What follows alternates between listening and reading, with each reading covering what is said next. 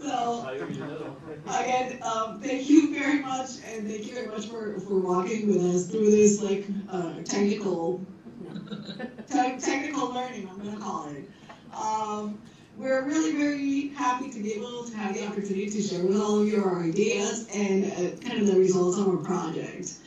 As we've been discussing, many researchers and practitioners have highlighted for a long time that corporate governance is one of the most important factors in the success or failure of a business. But when we have the involvement of the family in the business, it requires more than just corporate governance. We believe that to achieve success, family businesses benefit greatly from investing time, money, and emotional resources in developing and maintaining an effective family governance system. But what do we mean by an effective governance? An effective family governance system, to us, an effective family governance system helps families with a multi-generational vision foster cohesion and unity. It facilitates alignment between the family, and it also allows us to be able to be effective at managing the family-business interface. So today, we want to talk about leveraging business-family governance for family-business continuity. And in this process, let me introduce myself. My name is Isabel Botero. I am an advisor at Generation6 Family Enterprise Advisors, and I'm also a faculty member at the University of Louisville in Kentucky. And I am joined by my colleague and friend, Claudia. Hi. Hello, everyone. I'm Claudia Astrachan. I run the Family Business Program at Lucerne School of Business in Switzerland, and I'm also the head of governance at Generation6 Family Enterprise Advisors. So today we're going to, as Isa said, share with you some of the findings from our recent research project on family governance, which was commissioned by the IPA Research Foundation last year and published late last year. So the reason IFPRF decided to fund this research was because they acknowledged there was a lack of empirical evidence that would support families in developing sensible governance mechanisms that fit their needs, their wants, their objectives, and just their nature, who they are as a family and where they stand. And this is something that Isabel and I, and Thorsten as well, encounter in practice a lot in reality, that families struggle with developing, designing, or revising governance policies, family governance structures, mechanisms, so that they fit who they are and what they want to achieve. So this is the goal we had in mind with this research, to identify practices that support families on their governance journey, regardless of what their actual governance system looks like. So to do this, we first conducted a survey to find out, so what are the governance instruments that families use, and what does the governance process look like for them? And then also through that survey, we wanted to collect some data on their families. How well do they communicate? How cohesive are they? As Thorsten mentioned, cohesion is an extremely important concept for multi-generational families. How well do they deal with conflict? How aligned are they behind, a shared values foundation, and a purpose? And then we connected this family-level information with the governance data that we had also collected to see what the relationship was between the two. And then in addition to the survey, we did a series of case studies to better understand what the actual process looks like over time for individual families, and how their governance systems kind of evolve alongside the family over time. So I'm going to hand over to Isa, who's going to share with you some of our findings from the research. Thank you, Claudia. For the purpose of our talk today, we thought that it would be easier if we did a lot of different things. So it would be easier if we divided first in talking a little bit about what were our key learnings and what is it that the project looked like. And then we looked into having a second part that is more about the recommendations, especially for practice, because for us, that was a really important part of our project. So we're going to start by outlining what we learned, and in this process, before I tell you what we learned and I share with you what we learned, I want to talk a little bit about kind of what is it that we did, like what did we do, and then kind of how did we collect the data and what are important observations from our data. I know that we're a little, my slides go faster than the ones that are in the back. So, but as Claudia mentioned to you earlier, we did two things. We first collected a survey, and then we also collected additional information through case studies. For our survey, we found we had 114 different respondents. And some important characteristics to highlight about our respondents were that 64% of them were primarily located in the UK. We had a wide variety of companies, and they ranged in age between 1 and 524 years. So like a really wide range, and on average we had about, the average age was about 131 years. We also had a wide variety of information regarding the generation that they belonged to, because they were between the first and the 9th generation. Also, the size of the companies, they range between one having like less than 9 employees to having more than 2,500 employees. But over half of the respondents said that they belonged to a family business that was 500, that had 500 employees or less. Important things to talk about our sample is that regarding their structure, 69% of them reporting having a holding structure. 44% said that their family the family business was held in a trust, and 95% of all our participants were non-listed families. So this was the survey component of it. But we also obtained data from 9 different case studies. We did in-depth interviews with several members of the family, and the families that participated also varied greatly in age. They were from 6 different countries. They all were multi-generational, so none of them were in their first generation. They all were in the second, third, up to 9, I think it was up to 9th generation. And the companies that participated were generally really diverse. And all the families had some level of structure in their governance. And what we were trying to do through the case study component was to better understand the processes that they followed in their governance development and how do they use governance today. But one of the things that we were quite interested in is in better understanding kind of who is in the family, because we know that the way that the family is defined is essential in family businesses. And our definition that we use is likely to influence also the decisions that we make. And it can also include how we make decisions about governance. So for example, we were wondering kind of what happens when a family member gets married to an individual that brings in children from a previous marriage. What happens to the children? Can they work in the family business or not? But more than that, we were really interested in understanding what type of signal does making decisions about this question is going to bring into the family, and what type of information are they going to perceive regarding who gets to be in the circle of trust and under what circumstances people get to be in the circle of trust. So in line with this, we asked our respondents to tell us a little bit about who they consider family and to understand how this was going to affect the ability of individuals to participate and gain information from the governance process. So what we found was that if we talk about access of family members, 23% of our individuals that were our respondents indicated that all individuals considered members of the family had equal access to the information about the business. I'm sorry. 48% had limited access, and this access was only given to family shareholders and beneficiaries.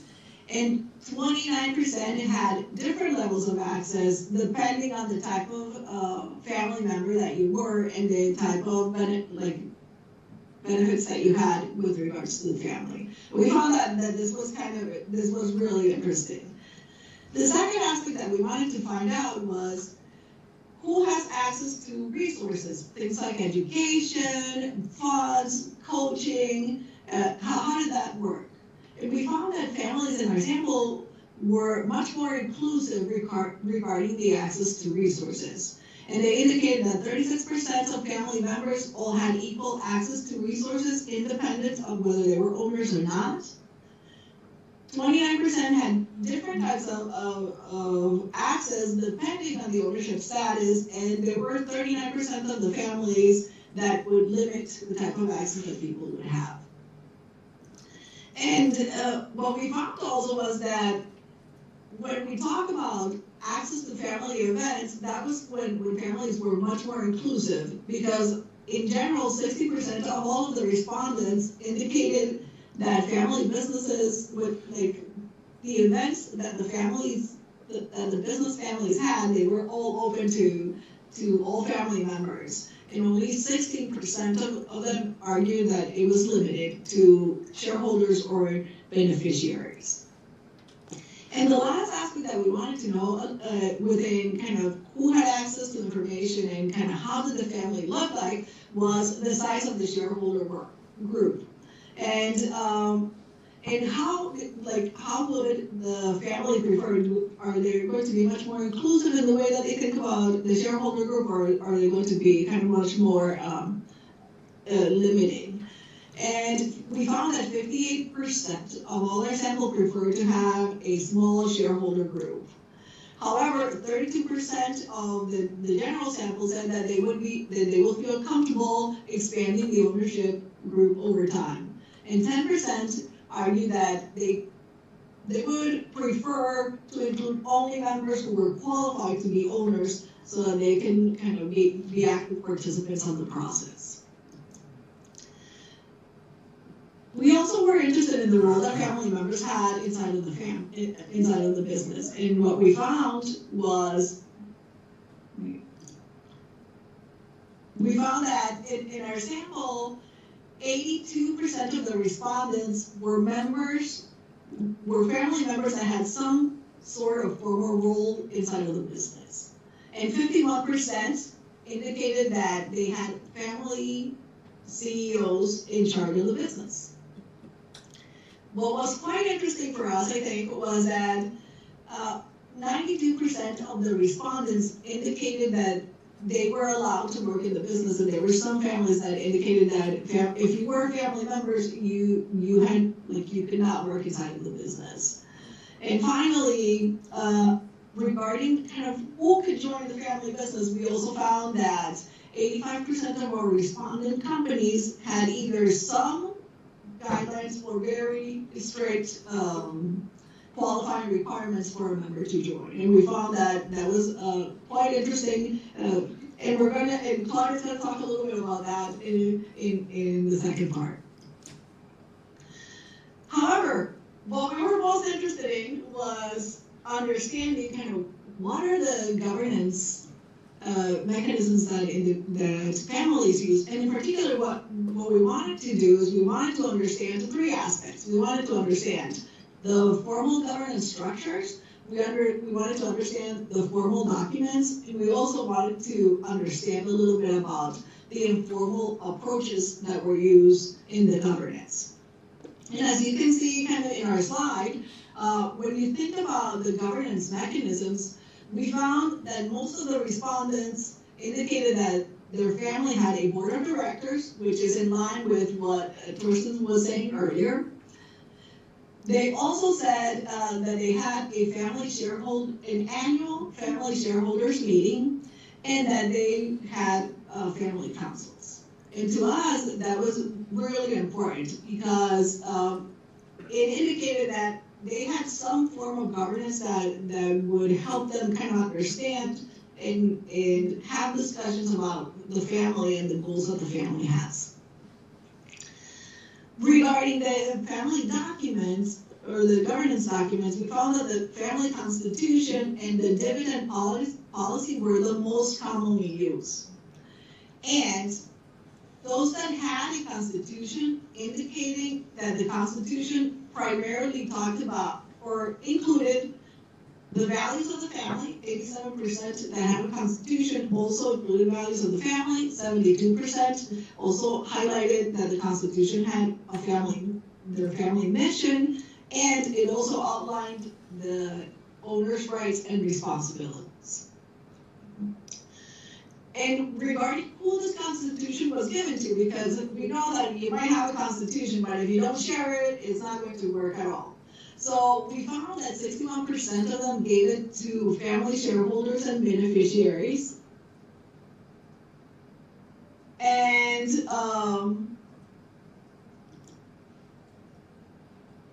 that only 43% of the family gave it to everybody. So from an informal side, what we found was that if you look at it at the informal side, most family members primarily use social media groups like WhatsApp as a way to think about the process. But here is what we want to really get to, which is the key takeaways. So who, in answering the question, kind of which are the families that tend to use formal governance more? So we found that those that had larger companies, they were held in a trust and had more maturity in their family, they were more likely to use formal governance mechanisms. What we did find, and we found really interesting, was that if you did not have a family CEO, you were less likely, if you had a non-family CEO, you had a higher likelihood of using formal strategies. Okay. And this, how did we find out this? We did a regression analysis, and if you need more information, I'll be happy to share that with you. Regarding some key takeaways about the governance journey and how does the governance journey look, we found that in combination with observations from our case studies, we found that over time, families tend to transition from using informal governance mechanisms to using more formal governance. Instead of balancing the two, which we think is or we found through the cases, a much stronger, like those that were able to balance the two were much more successful in the process. And we found that at least in our survey, the older families tended to use more formal than informal. We also found, and this was really interesting, that the priorities that the family has determines what they're going to use. So not every family used all of the governance strategies. Some used one, and then depending on the goals that they had, they used different ones. What we did find was the education was really important in the process. And that if you want to have active members participating in the future of the governance of the family, you need to start educating them really early on so that they can be engaged and that they can come and kind of feel like they have a say and they can contribute to the process. Finally, one of the things, and I know that this is what Torsten wanted to answer, is like, what comes first? Is it governance or is it all of these processes? Unfortunately, with our survey, we were unable to answer that question because we collected both of the data at the same time. But through our case studies, we did find that there might be kind of, so I think that we think it works, like they both work with each other. So while in some families it helps them develop it, in other families, like it works the opposite. But the better families are the ones that are able to combine the two processes and they have these two things at the same time.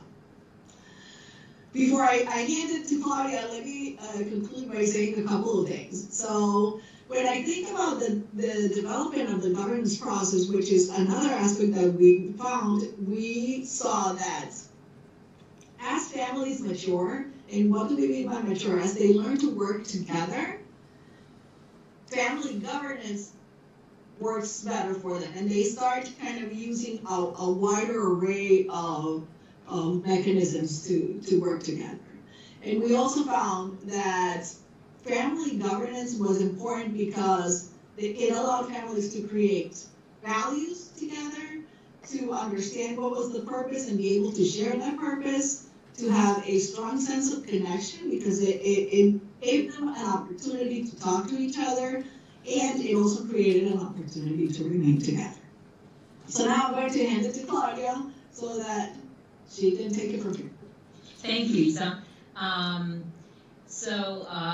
do want to make a comment about, so when we published this report, people reached out to us visually, and they said, this is crazy, the number of family businesses that indicate that they're using, or families that indicate that they use these governance instruments. So a word of caution on that. Our sample is very likely very biased because a lot of the people answering the survey are, members of IFB and members of other, family business network associations, and very likely these families are going to have a higher, stronger proclivity to engage in this kind of governance work. So this is probably not representative, across family businesses in general. But we were happy to see that so many families in the sample were actively doing their governance work. With that being said, it doesn't mean that just because you have governance mechanisms in place that they automatically serve your family, and this is what I'm going to talk about next. So just a few thoughts on what families should pay attention to as they design, revisit their family governance based on our own research and of course the research of those that have come before us.